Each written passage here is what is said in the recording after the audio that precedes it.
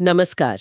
आज हम बात करने वाले हैं एक बहुत ही विशाल आयोजन की 2027 में नासिक महाराष्ट्र में जो सिंहस्थ कुंभ मेला होने वाला है। जी।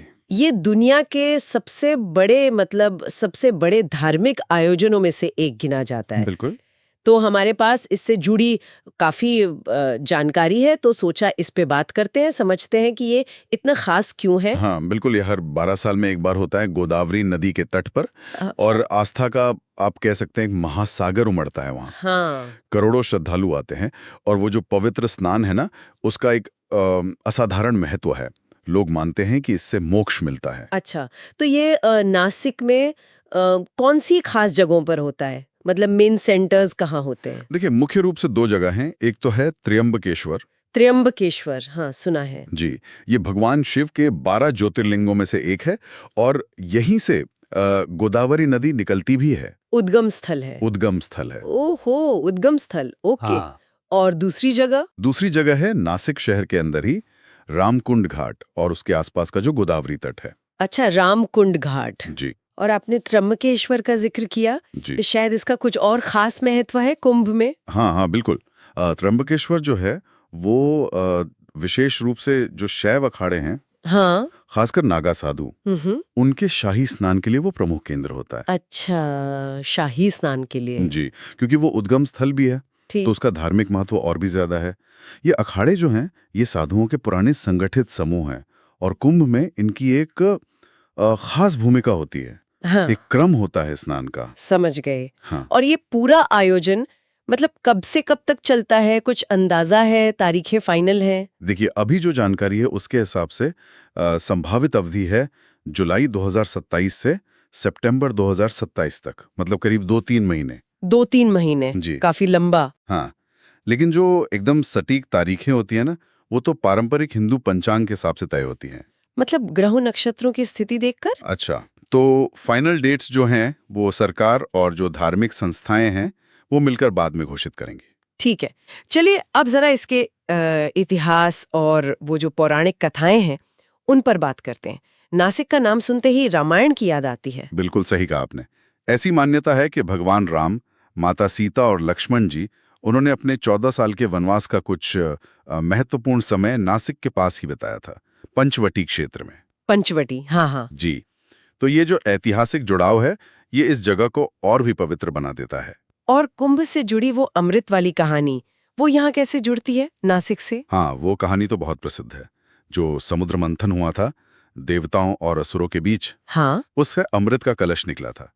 तो कहते हैं कि जब वो अमृत ले जाया जा रहा था, तो उसकी कुछ बूंदें पृथ्वी पर 4 जगहों पर गिरी। 4 जगह हैं, कौन कौन सी? प्रयागराज, हम्म। हरिद्वार, हम्म। उज्जैन हम्म। और चौथी नासिक में गोदावरी नदी के किनारे। अच्छा, तो नासिक उनमें से एक है। जी हाँ। और यही वजह है कि इन चारों जगहों पर बारी बारी से कुंभ लगता है और यहाँ खास तिथियों पर जो स्नान होता है उसे अमृत स्नान जैसा ही मानते हैं, मतलब पुण्यदायी, मोक्षदायक।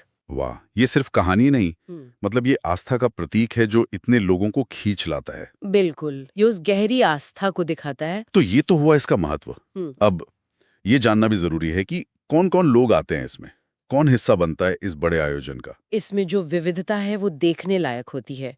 सबसे प्रमुख तो है विभिन्न पंथों के 13 मान्यता प्राप्त अखाड़े। 13 अखाड़े। जी, इनमें नागा साधुओं समेत शैव, वैष्णव, उदासीन सब पंथों के साधु संत होते हैं। उनके साथ फिर अनगिनत सन्यासी, तपस्वी, गुरु, उनके शिष्य। और आम लोग, मतलब हम जैसे श्रद्धालु। अरे करोड़ों करोड़ों की संख्या में आम श्रद्धालु आते हैं, और सिर्फ भारत से ही नहीं, अच्छा बाहर से भी। हाँ जी, दुनिया भर से आते हैं। और इनके अलावा आप देखिए, इस यूनिक इवेंट को कवर करने, देखने, समझने के लिए टूरिस्ट्स आते हैं, रिसर्चर्स आते हैं, फोटोग्राफर्स, मीडिया वाले। मतलब ये सिर्फ एक धार्मिक मेला नहीं रह जाता फिर। नहीं, बिल्कुल नहीं। ये एक जीता जागता सामाजिक सांस्कृतिक अध्ययन का विषय भी बन जाता है। आपने पहले शाही स्नान का जिक्र किया था, ये क्या आम स्नान से अलग होता है? हाँ, शाही स्नान कुंभ के सबसे खास दिन होते हैं, आप कह सकते हैं। सबसे ज्यादा आकर्षण इन्हीं दिनों का होता है। अच्छा। ये वो विशेष तिथियां हैं जिन पर जो मुख्य अखाड़े हैं ना, वो अपनी पूरी शान शौकत के साथ अपने झंडे, निशान, बाजे गाजे के साथ जुलूस निकालते हैं और फिर क्रम से स्नान के लिए जाते हैं। ओहो, एक तरह का जुलूस। जी, ये उनकी शक्ति और परंपरा का प्रदर्शन भी होता है एक तरह से। अभी की जानकारी के हिसाब से 2027 में शायद 12 अगस्त, 26 अगस्त ऐसी कुछ तारीखें हो सकती हैं शाही स्नान की, पर फाइनल घोषणा का इंतजार करना होगा। करोड़ों लोग एक जगह, बाप रे! इसका प्रबंधन, मैनेजमेंट, ये तो बहुत ही बड़ा काम होता होगा। कैसी व्यवस्थाएं होती हैं वहाँ? अरे आप कल्पना कीजिए, जैसे एक पूरा अस्थायी शहर बसाना पड़ता है। शहर मतलब?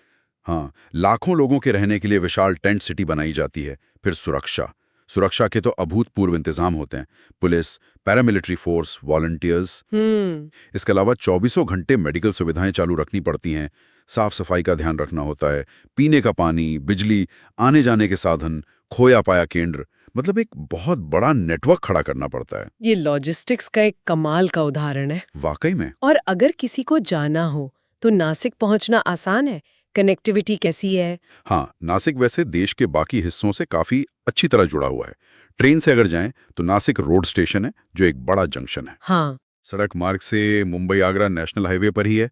पुणे वगैरह से भी अच्छी कनेक्टिविटी है और अब तो हवाई जहाज से भी जा सकते हैं। नासिक का अपना एयरपोर्ट है, ओझर एयरपोर्ट। अच्छा, ओझर एयरपोर्ट भी फंक्शनल है? जी हाँ, बड़े शहरों से जुड़ा हुआ है, तो पहुंचने में दिक्कत नहीं होनी चाहिए। तो कुल मिला के देखें तो नासिक कुंभ मेला 2027 जो है वो सिर्फ एक धार्मिक आयोजन नहीं है। ये भारत की जो सदियों पुरानी संस्कृति है, जो जीवंत परंपराएं हैं, जो गहरी आध्यात्मिक जड़ें हैं, उसका एक विराट प्रदर्शन है। बिल्कुल। एक मौका है आत्मचिंतन का, शुद्धि का और शायद एक ऐसा अनुभव पाने का जो जीवन भर याद रहे। सही कहा। और ये इस बात पर भी सोचने को मजबूर करता है कि कैसे ये इतनी प्राचीन परंपरा आज भी इस मॉडर्न जमाने में भी करोड़ों लोगों को एक विश्वास के धागे में पिरोकर एक जगह खींच लाती है। हाँ, ये बात तो है। ये न सिर्फ उनकी आस्था की गहराई दिखाता है, बल्कि इतने बड़े पैमाने पर इंसानी प्रबंधन और समन्वय की जो हमारी क्षमता है, उसका भी एक प्रमाण है। ये सोचना भी अपने आप में दिलचस्प है कि कैसे आस्था और व्यवस्था का इतना बड़ा संगम मुमकिन हो पाता है हर बार।